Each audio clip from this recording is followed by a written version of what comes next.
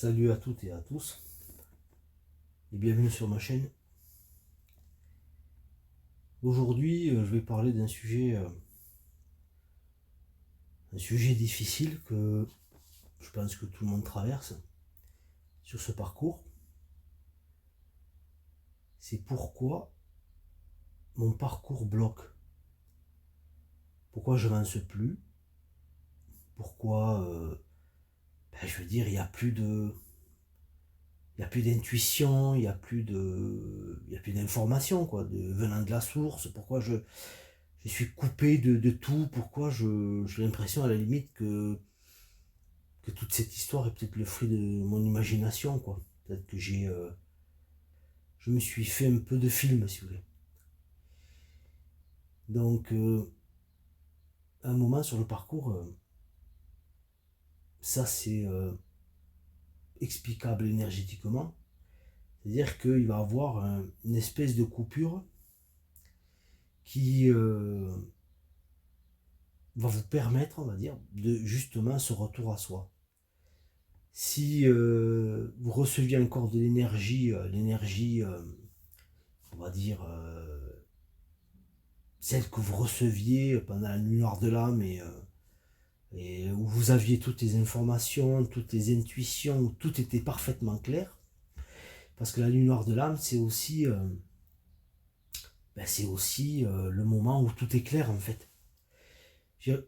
Quand on est dans la nuit noire de l'âme, normalement, on doute parce que c'est les parts égotiques encore qui ont besoin d'être équilibrées, etc. Mais la réalité, c'est que si on conscientise correctement, après la nuit noire de l'âme, on se rend compte finalement que, on avait tout, on avait toutes les informations.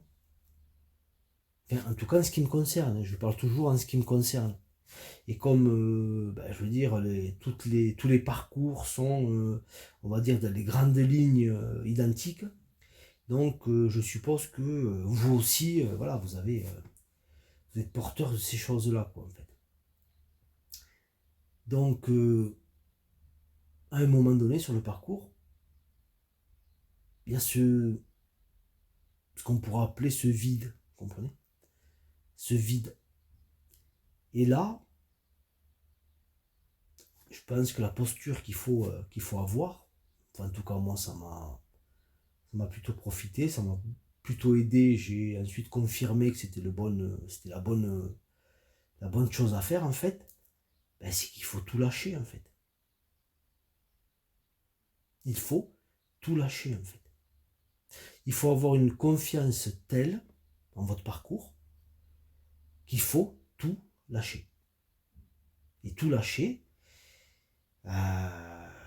c'est difficile. C'est quelque chose de très difficile. Parce que tout lâcher, inconsciemment, si vous voulez, ça veut dire, perdre de nouveau l'autre, en fait. C'est comme une autre perte, c'est comme une autre... c'est comme une petite mort, quelque part. Et c'est vrai que ce saut dans le vide est très difficile à faire, en fait. Il faut juste accepter, il faut juste être dans l'accueil de ce vide, de ce rien, de cette coupure, on va dire, énergétique. Parce que cette coupure, en fait, elle est faite pour que vous retrouviez en vous, bien sûr, les ressources énergétiques, vos propres ressources énergétiques, qui sont là, qui sont sous-jacentes, qui ont toujours été là, mais qui sont juste recouverts de voiles, de peur, d'inquiétude, de questionnement, voilà, je veux dire, c'est recouvert on va dire, de mental souffrant, si vous voulez.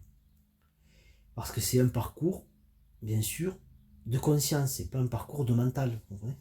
Le parcours de flamme jumelle, le parcours d'éveil de flamme jumelle, c'est un parcours de conscience, en conscience, et qui demande à un moment donné de lâcher le mental. Et ça, c'est la chose la plus difficile et la plus facile à la fois. La plus difficile, c'est si on veut lâcher le mental par le mental, je vais pas vous faire un dessin, c'est impossible. Par contre, si on veut accueillir, on va dire, le processus mental, on va dire, qui à un moment donné se met en route parce qu'il y a peur, parce qu'il y a inquiétude. Il faut accepter et accueillir toutes ces peurs, tous ces doutes, toutes ces inquiétudes, etc. Il faut être dans l'acceptation et l'accueil de tout. Et paradoxalement, c'est justement en étant dans cet accueil que ces choses vont disparaître en fait. Que ces choses vont fondre comme neige au soleil. C'est-à-dire que tant que vous êtes accroché à vos peurs, tant que vous êtes accroché à vos doutes, etc., plus ces choses vont être tenaces, quoi. Ne vous lâcheront jamais. C'est-à-dire de vouloir, si vous voulez, vous accrocher à vos peurs, etc., c'est de leur donner, si vous voulez, vie, c'est de leur donner matière, c'est de leur donner consistance, c'est de leur donner existence, vous comprenez? Et en même temps, ces peurs, bien sûr, vous allez les projeter dans la matière et bon, il va vous arriver des bricoles, hein, vous comprenez? Il va vous arriver en fait, il va vous arriver la concrétisation de vos peurs en fait, de vos doutes, etc., etc. Parce que là, c'est un processus mental, donc c'est un processus de division, de séparation. C'est un processus, si vous voulez, qui va vous couper de plus en plus de vous-même, forcément, et a fortiori de l'autre, si vous voulez, de votre autre. Donc, un processus mental qui est un processus de division, va vous éloigner de votre autre, mais bizarrement, paradoxalement, l'ego s'accroche à ces choses, hein, c'est normal. Comment vous dire ça, c'est compliqué à expliquer en fait. L'ego, si vous voulez, il est capable de s'auto-discuter avec lui, il est capable de s'auto-examiner, de s'auto-suggestionner, il est capable, vous comprenez, de se regarder, il est capable de faire là on n'appellerait pas ça un monologue, mais un dialogue, quoi. Et d'ailleurs, vous le faites tous les jours, tout le monde le fait. Avec votre mental ego, vous avez un dialogue avec vous-même, vous comprenez? Ce que n'a pas la conscience. La conscience, avec la conscience, il n'y a pas de monologue, si vous voulez. La conscience est, et la conscience est consciente de ce qui est, et dans l'accueil de ce qui est. Donc, revenez à cette conscience, mais ça c'est très simple, c'est de revenir à ce qu'est la conscience, c'est-à-dire l'accueil, vous comprenez? L'accueil de ce qui est. L'accueil de ce qui est, c'est aussi l'accueil de vos peurs, l'accueil de vos doutes. Et en accueillant ces peurs, ces doutes, etc., je ne vais pas vous énumérer tout ce que ça comporte, tout ce phénomène mental, mais en tout cas, si vous voulez, à un moment donné, il faut faire le grand saut, quoi, vous comprenez? Et je vous dis pas, bien sûr, de vous jeter dans la gueule du loup, de faire n'importe quoi, et voilà, et de vous perdre dans cette histoire, vous comprenez? De toute façon, tant qu'il y a manipulation avec vous-même, en vous-même, ben, je veux dire, il y a stagnation, si vous voulez. Il y a recul, mais il n'y aura jamais avancement sur votre parcours. Donc, à un moment donné, quand vous allez retrouver cette confiance, quand vous allez retrouver quand vous allez pratiquer cet accueil, en fait, ce qu'on peut appeler le lâcher prise. Parce que lâcher prise, j'aime pas trop ce terme parce que il veut surtout, enfin, il a une petite connotation de je m'en foutiste et j'en fous pas une, vous voyez, je reste là, je fous rien, je lâche prise, voilà, et j'attends la fin du monde, quoi. J'aime pas trop ce terme, mais bon, c'est un terme qui est consacré, donc je l'utilise, hein. Mais moi j'appellerais plutôt ça l'accueil, si vous voulez.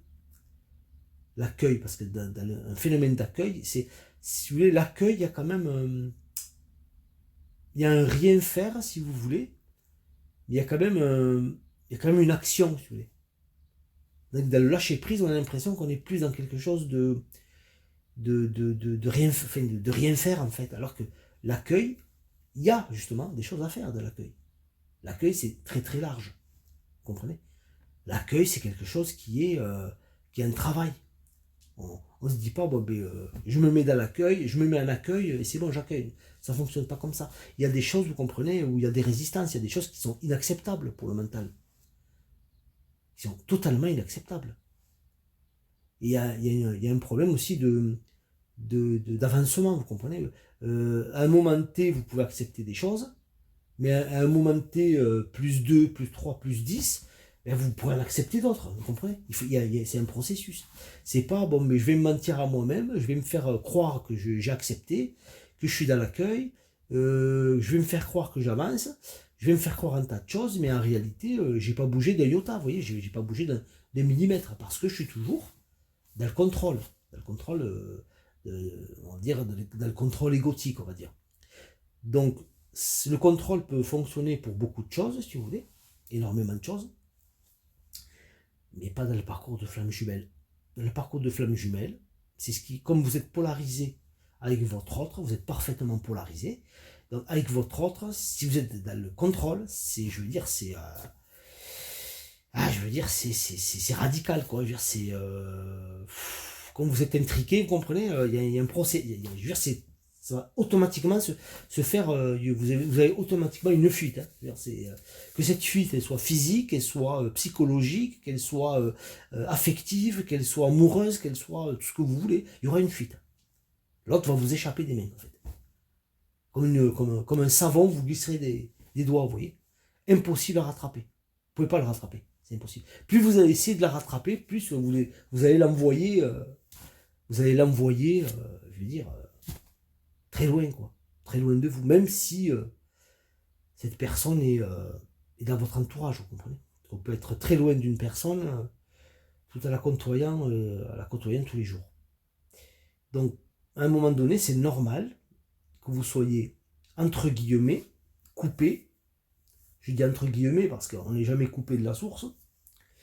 Mais c'est normal qu'à un moment donné, vous ayez l'impression d'être coupé de la source. C'est parce que, si vous voulez, ça vous montre par A plus B que vous êtes retourné dans le mental. Que vous êtes revenu dans le contrôle, en fait. Vous comprenez? Parce que quand vous étiez dans votre nuit noire de l'âme, là je vous parle de choses que vous pouvez comprendre parce que vous l'avez vécu, vous pouvez conscientiser. Quand vous étiez dans la nuit noire de l'âme, alors que votre ego s'était pratiquement, en bonne partie effondré, si vous voulez, vous êtes conscient de tout ce que vous aviez comme information. Parce que justement, la source vous a obligé à lâcher le mental. Mais bon, ça a été un petit peu... la nuit noire de l'âme sert à ça, si vous voulez. C'est un petit peu une mort, vous voyez.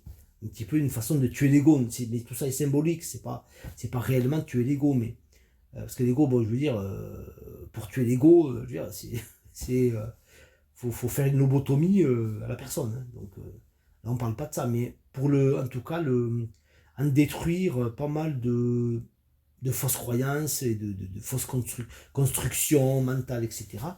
Des choses, voilà, des parts de déni, etc. Bon, ça c'est inhérent à l'être humain, hein, c'est normal. C'est des mécanismes de survie, on va dire, plus ou moins adaptés, plus ou moins, voilà.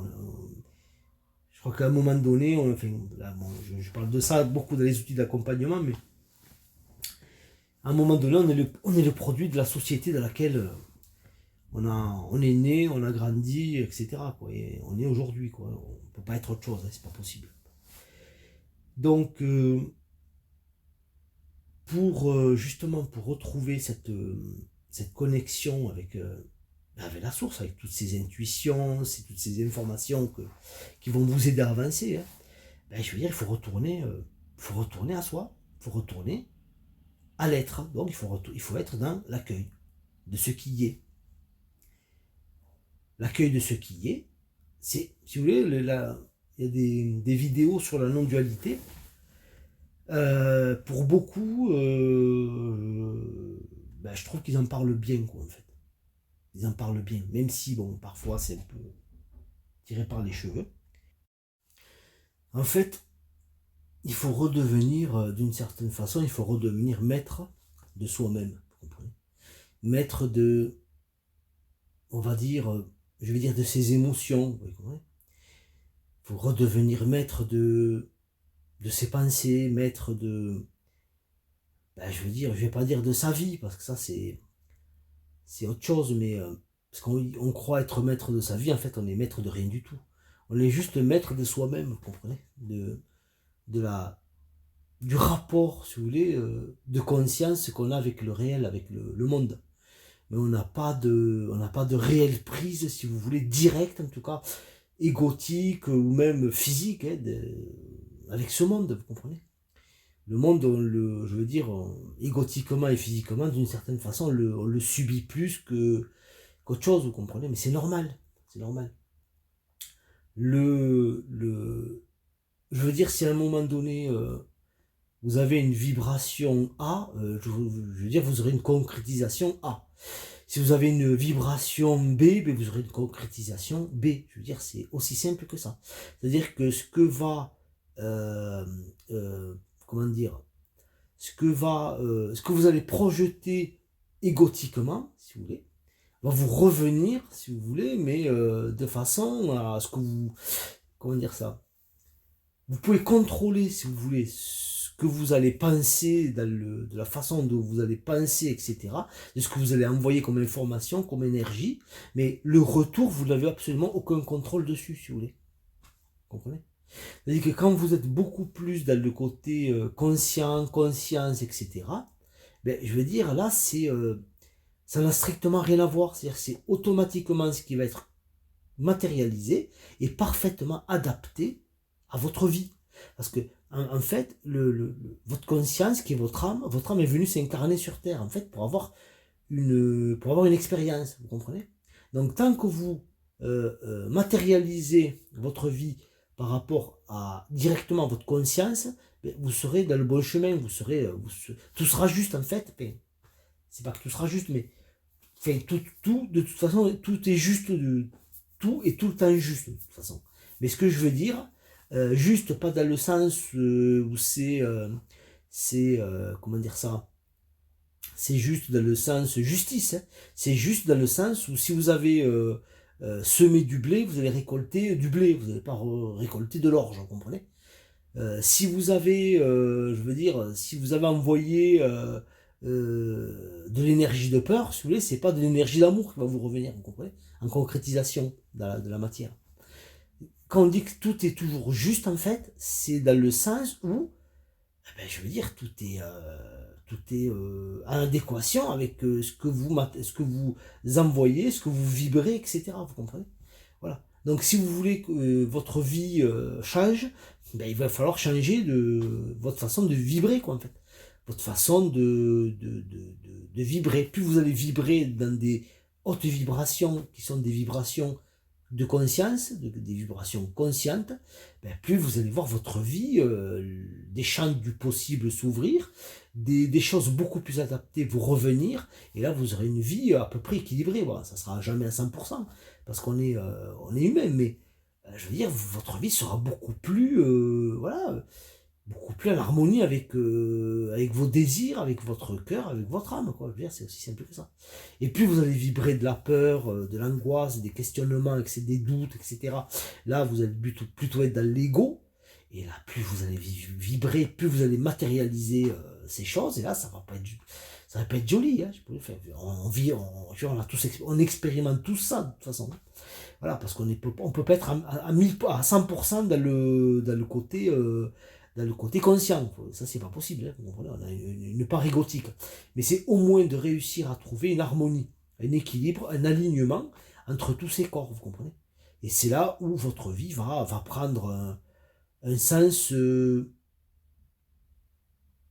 juste, mais dans le sens équilibré. Voilà. Un sens juste, mais dans le sens équilibré. Donc, je vais arrêter cet audio ici. Bon, j'espère qu'il vous aura apporté des réponses et peut-être vous lancer dans des nouveaux questionnements, peut-être. Je ne sais pas si ça a suscité des questionnements ou des réponses, mais en tout cas, je vous remercie d'avoir écouté et je vous dis salut les amis.